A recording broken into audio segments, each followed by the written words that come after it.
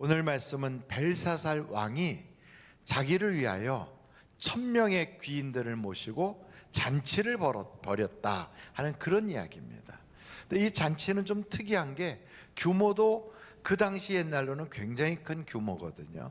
1000명이 잔치에 초대됐으면 그들을 서브하거나 음식 만드는 요리사나 이거 일을 하는 사람들 따지면 거의 많은 사람들이 여기에 동원이 되었을 것이고요. 그 1000명이 함께 앉아서 식사하고 잔치하는 자리라면 그 공간이 굉장히 넓었을 것입니다. 근데 이런 그 공간에 잔치를 하는 중에 갑자기 벽에 손이 탁 나타난 거예요. 그래서 그 손으로 글씨를 쓰는 거예요. 근데 오늘 여기서 성경에 보니까 뭐라고 써 있냐면 그 글씨가 이렇게 되어 있어요. 여러분 25절을 같이 한번 보실까요? 같이 읽겠습니다. 시작. 기록된 글자는 이것이니 곧 메네 데겔 우바르신이라. 이게 뜻이 뭔가를 모르겠다는 거죠. 물론 이건 아람어로 돼 있어서 그 당시에 웬만한 사람들 중에 아람어 교육을 받은 사람은 이 글씨의 말은 안다고요. 우리들도 한국말을 안다 할지라도 그 한국말을 이렇게 붙여놓으면 그게 무슨 말인지 모르는 경우도 있는 것처럼 이것도 똑같아요. 바로 이런 뜻이거든요. 이런 말이거든요. 거기에 세고 또 저울로 재고 그리고 나눠지다 이런 뜻이거든요. 세고 재고 나누다. 도대체 이게 무슨 말인가? 이거에 대한 해석을 하려고 해도 그걸 바르게 해석해 주는 사람이 아무도 없으니까 두 가지로 놀라는 거예요. 갑자기 그 많은 사람들 수천 명이 보는 앞에서 갑자기 벽에 손만 나타나서 막 글씨를 쓰는 이 놀라운 일 때문에 다 두렵고 놀랐고요. 그리고 그 써있는 글씨가 무슨 말인지 대충 알아도 그게 무슨 뜻인지를 모르겠으니까 놀라운 거지요. 근데 이 사건은 언제 있었느냐? BC 539년 10월 10일 날. 아직 성경에 그게 나옵니까? 네, 성경에는 어떻게 암시되고 있냐면 그날 바로 바벨론이 멸망을 했다는 거예요. 그날 밤에 멸망을 해서 거기에 성경 30절 31절을 보겠습니다.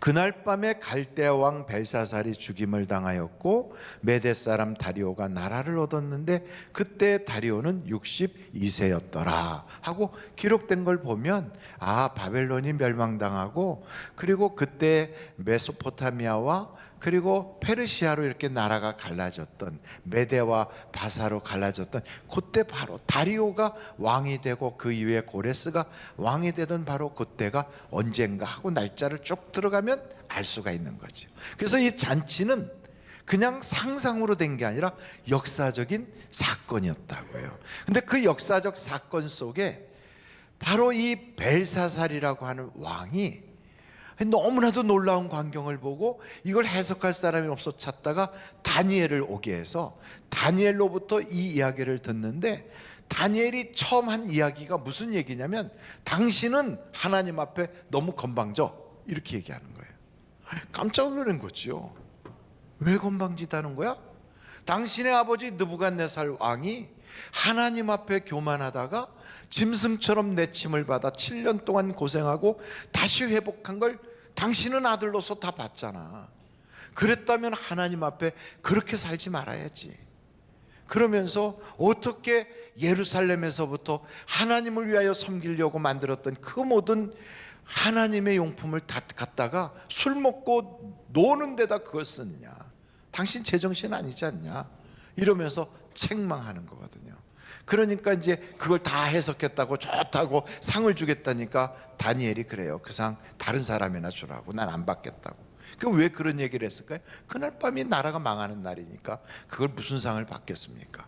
그러니 다니엘이 이렇게 볼 때는 이 벨사살이라고 하는 왕이 너무너무 기가 막히게 한심한 거예요.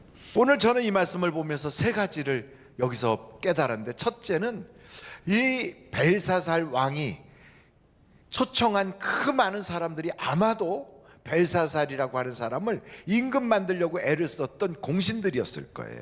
그리고 벨사살이 그들에게 은혜를 갚고 싶은 사람들을 초청을 했을 거예요. 그래서 이 자리에 쭉 모여놓은 거지요. 그리고 그 초청된 사람들의 명단이 기록된 대로 아무개가 딱 오면 네 하고 그 사람 이름을 대조하고 그 연회장으로 싹 이끌어 갔을 거예요.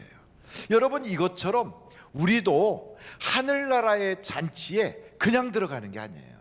거기에 이름이 기록돼 있어야 거기에 입장이 되는 거예요. 이름이 기록된 사람에게는 그 이름과 함께 대조해서 그 사람이 입을 예복도 딱 준비돼 있어요. 야, 멋있겠죠? 저는 여러분들이 그 예복을 딱 입고 여기다가 배지 같은 이런 배지 딱 하늘비전교회 출신 이렇게 달고 들어간다면 얼마나 좋을까요? 다 그날에. 근데 어떤 사람은 그 예복도 없이 홀랑 벗고 뛰어다니고 그러면 절대로 안 되겠지요. 그래서 여러분, 저는 그곳에 이름이 딱 등록되는 사람, 이 세상 잔치에 뭐 조찬기도회나 혹은 뭐 어떤 아무개가 초청하는 거창한 자리에, 그런 데는 내 이름이 혹시 초청된 자리에 이름이 없을지라도 반드시 있어야 될 자리는 생명책에 기록되어 있는 하늘나라의 연회 자리에는 들어가야 돼요. 여러분, 신랑 신부가 결혼하는 그 결혼식을 우리 이 땅에서 보잖아요. 그 결혼식 보면 이게 완전히 예수님과 우리가 만나는 것을 거기서 자꾸 재현하는 거예요. 신랑이 먼저 딱 들어서 서 있잖아요. 여러분, 신랑하고 신부하고 나이 차이가 있어서 요즘은 연하 신랑을 얻는 경우도 많거든요. 그래도 혹시 신랑이 나이가 어려도 신랑이 나중에 들어가요? 아니면 먼저 들어가요? 같이 들어가는 경우도 있지만 먼저 신랑이 들어가는 것이 대부분이잖아요. 신랑이 먼저 딱 들어서 서 있다고요. 그리고 가운데는 하얀 카펫을 쫙 깔아놨어요. 어떤 사람은 그런 걸 모르고 레드 카펫을 깔려고 하는데 그거는 연예인들 들어갈 때 하는 거고요. 결혼식장에는 하얀 카펫을 깔게 돼 있어요. 그게 왜 하얀 카펫을 까느냐면 구름을 상징하는 거거든요. 우리를 하나님께서 끌어올려 저 공중에서 주님과 함께 만나는 것을 거기서 상징하는 거거든요. 그래서 신랑 대신 예수님이 먼저 딱 기다리고 있으면 거기에 이제 신부가 입장할 때 혼자 들어가는 게 아니라 아버지의 손을 붙잡고 들어가요. 그 아버지가 누구냐면 바로 성령님이 우리의 아버지가 되어서 우리를 이끌고 신랑 대신 예수님께로 안내를 하거든요. 이것을 좀 더 멋있게 보이려면 앞에서부터 이렇게 막 구름 같은 게 쫙 나오잖아요. 이렇게 보록 하면서 막 연기 같은 게 나오잖아요. 그거 왜 그러느냐? 이게 구름을 지금 보여주고 있는 거예요. 그래서 구름 속으로 쫙 끌어올려서 거기서 결혼하는 거예요. 그러면 여러분이 결혼식 할 때 신부가 비키니 바람에 들어가요? 아니면 웨딩 드레스를 입고 들어가요? 아, 비키니 바람에 들어간다고요? 그런 경우는 토픽에 나오죠. 비키니 바람에 들어가는 결혼했다고 토픽에 나와요. 그러나 정상적인 결혼은 그렇게 안 해요. 웨딩 드레스를 입어요. 그리고 머리에는 면사포를 써요. 왜 그러느냐? 그게 바로 하얀 웨딩 드레스를 입는다는 게 성경에 보면 예수 그리스도의 그 피로 씻어서 하얗게 되었느니라 그러는 거거든요. 그럼 목사님, 이름은 어떻게 해야 새겨지나요? 그 이름 새겨지는 방법은 아주 간단해요. 로마서 10장 9절 10절을 보면 거기에 그 이름이 이렇게 하면 새겨진다는 거예요. 로마서 10장 9절로 10절이에요. 같이 한번 읽어보실까요? 시작. 내가 만일 내 입으로 예수를 주로 시인하며 또 하나님께서 그를 죽은 자 가운데서 살리신 것을 내 마음에 믿으면 구원을 받으리라. 사람이 마음으로 믿어 의에 이르고 입으로 시인하여 구원에 이르느니라. 그 쉽게 마음에 믿어요. 누구를? 예수님을. 무엇으로? 하나님의 아들, 나의 구원자, 나를 구원하려고 오신 구세주로 믿어요. 그리고 그걸 입으로 시인해요. 예수님은 나의 주님이십니다. 한번 다 같이 해볼까요? 예수님은 나의 주님이십니다. 이렇게 시인하면 그의 이름이 하늘 생명에 딱 기록이 된다는 거예요. 얼마나 쉬워요. 그리고 또 이걸 반복해서 요한복음 1장 12절에 이렇게 또 나와 있어요. 여러분, 요한복음 1장 12절 같이 한번 읽어보실까요? 시작. 영접하는 자 곧 그 이름을 믿는 자들에게는 하나님의 자녀가 되는 권세를 주셨으니. 그러니까 이건 혈통으로나 육종으로 난 것이 아니라 하나님이 우리에게 주신 것이다, 이 말이에요. 그러니까 하나님으로부터 난 자들이 되는 거예요. 어떻게 하는 사람? 영접하고 그리고 우리의 입으로 그렇게 시인하고 고백하는 사람들. 그러니까 결국 로마서의 말씀이나 요한복음의 말씀이나 똑같아요. 이게 쉬워요, 어려워요? 예? 쉬워요? 어려워요? 왜 갑자기 대답을 안 하기로 결심하셨어요? 그러니까 이렇게 구원받는 게 쉽거든요. 그래서 우리는 생각할 때 쉬우니까 많은 사람이 구원받았겠구나 하고 생각했는데, 그걸 예수님한테 어떤 사람이 물어본 거예요. 여러분 한번 그 부분을 성경에 나오는데 찾아볼까요? 한번 보겠어요. 누가복음 13장 22절이에요 24절까지 볼 텐데 22절부터 보겠습니다.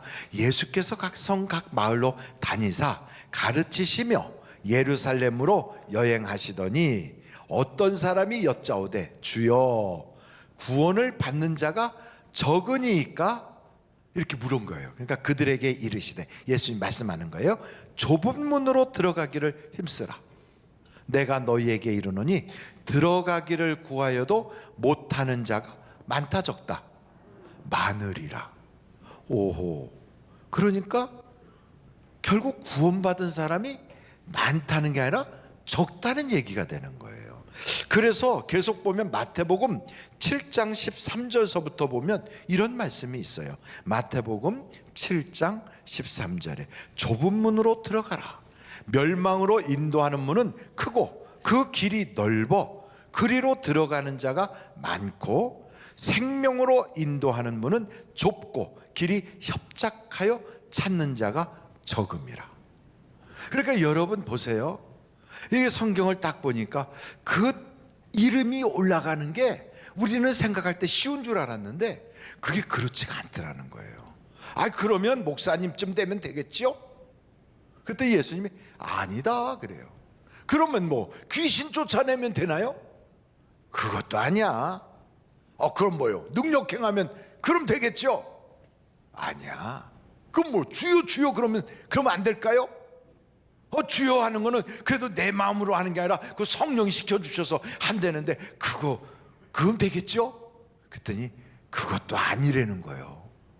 그럼 어떻게 해요? 그래서 성경을 딱 보니까 우리 주님이 하신 말씀이 여기 또 기가 막힌 말씀이 있는 거예요. 여러분 한번 그 부분을 우리가 보시면 좋겠는데요. 마태복음 7장 21절서부터 한번 보겠습니다.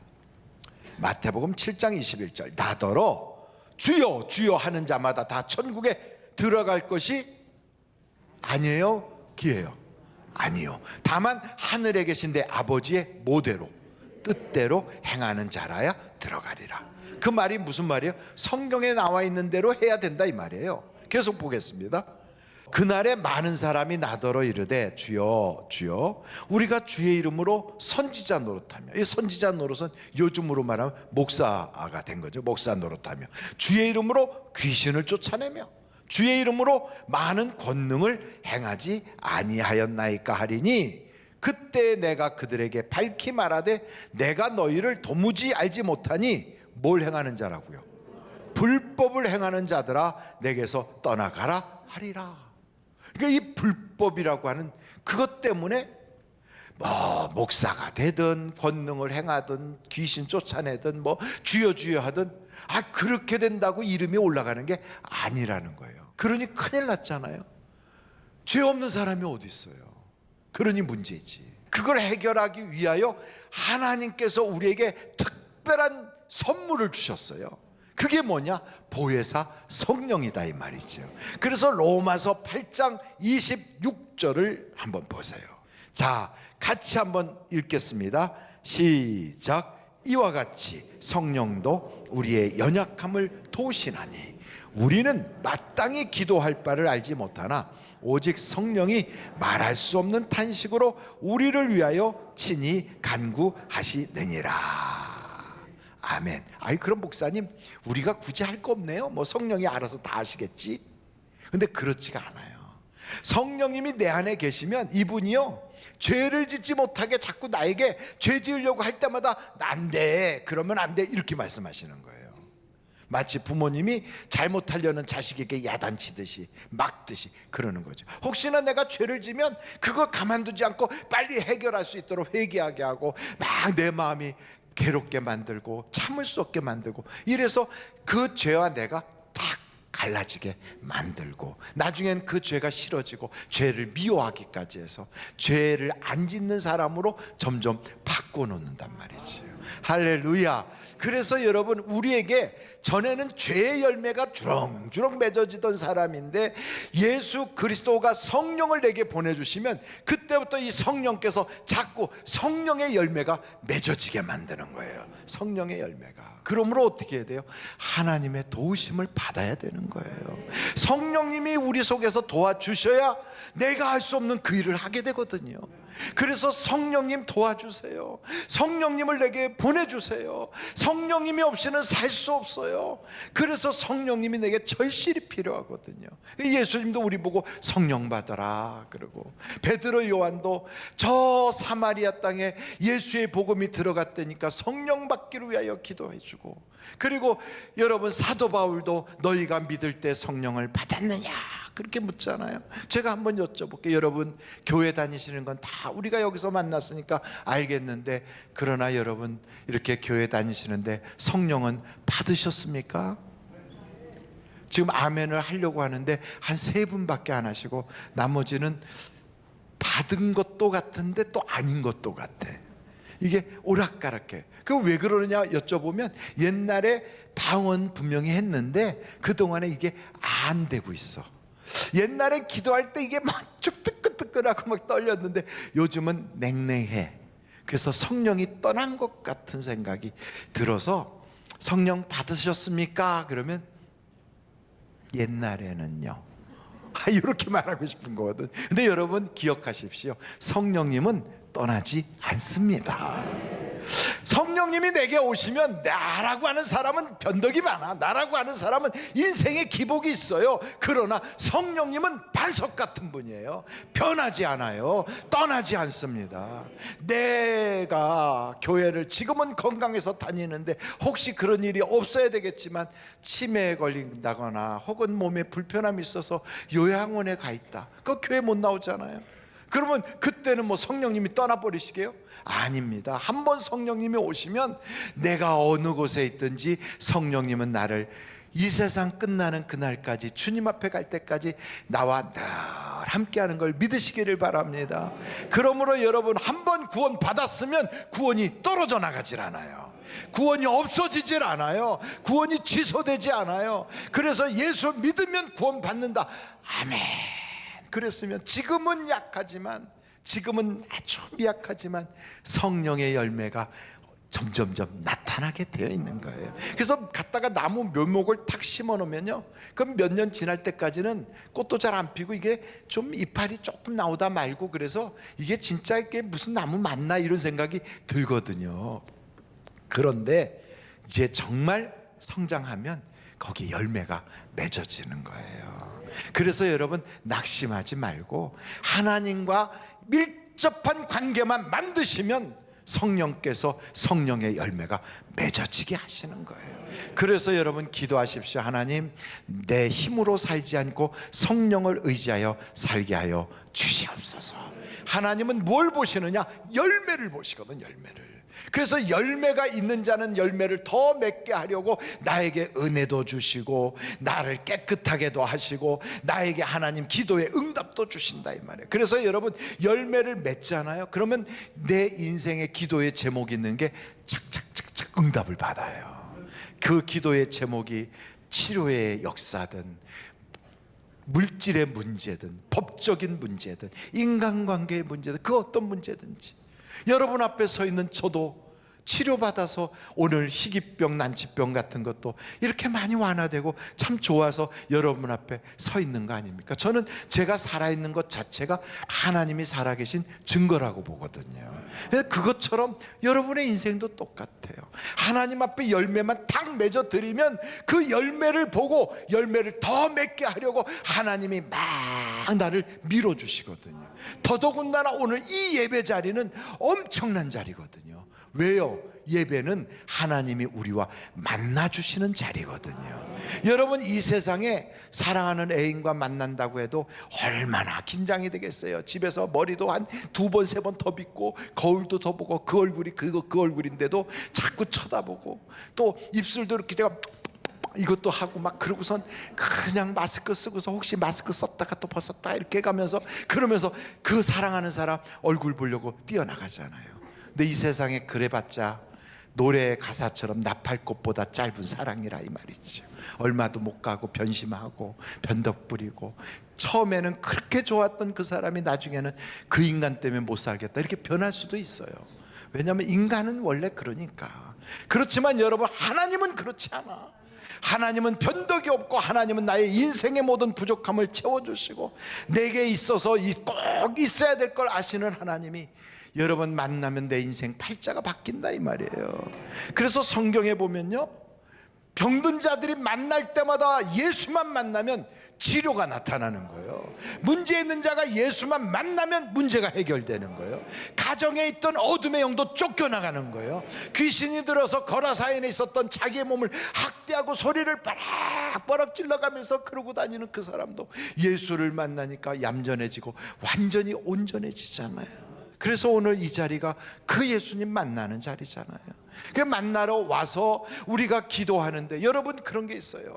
이렇게 하나님께서 나에게 열매를 맺게 말씀을 하시는데도 우리가 이걸 자극을 받지 않고 그냥 킁킁거리면서 아무런 감각도 없이 열매 맺을 생각도 하지 않고 교회 생활만 그냥 시계추처럼 왔다리 갔다리 왔다리 갔다리 이러고 있으면요, 우리의 마음이 화인 맞은 것처럼 그냥 도로 포장한 것처럼 딱딱해지는 거예요.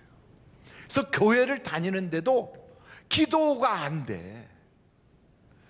회개를 하려고 하는데도 아무런 기도를 올릴 수가 없어요. 예배를 드려도 예배에 감격도 없어요. 말씀을 듣는데도 항상 잡념과 세상 생각으로 꽉 차 있어. 설교 시간에는 눈 감은 시간이고 광고 시간에만 눈을 떠요. 참 특별해요. 그리고 이상한 건 세상에 나가서 남행열차 부를 때는 신났다고 막 흔드는데 찬송가 부를 때는 입에 하품이 10번은 더해. 마스크를 써서 안 보이는 줄 알지만 겉으로 다 표시 나요. 그래도 뒤에 있는 사람도 알아. 왜냐하면 머리를 흔드는 게 보이거든, 하품하면서. 그러니까 여러분, 교회 와서는 그렇게 하품을 하는데 왜 노래방 가서는 하품이 안 나오지? 참 이상하잖아요. 이게 영적인 거거든. 근데 이런 영적 상태를 그냥 두잖아요. 그럼 어떻게 되냐면 하나님께서 나중에 자꾸 이렇게 경고하고 말씀하시다가 마음을 닫아버려요. 부부간에도 그렇잖아요. 여보, 오실 때 그저 딸기 좀 사오세요. 근데 그냥 와. 왜 딸기 안 사왔어? 그랬구나. 몰랐어, 잊어버렸어. 그래서 그 다음에 그럼 내일은 꼭 사와요? 안 사와. 그러면 한 2번 그러면 사오라고 해요, 안 해요? 안 해요. 차라리 내가 사 먹자. 그리고 말을 안 해요. 하나님하고 우리 사이도 그래요. 말씀하시거든요, 깨닫게 하시거든, 자극 주시거든요, 안 들어 먹어. 그러면 입을 닫아요. 그때부터가 무서운 거예요.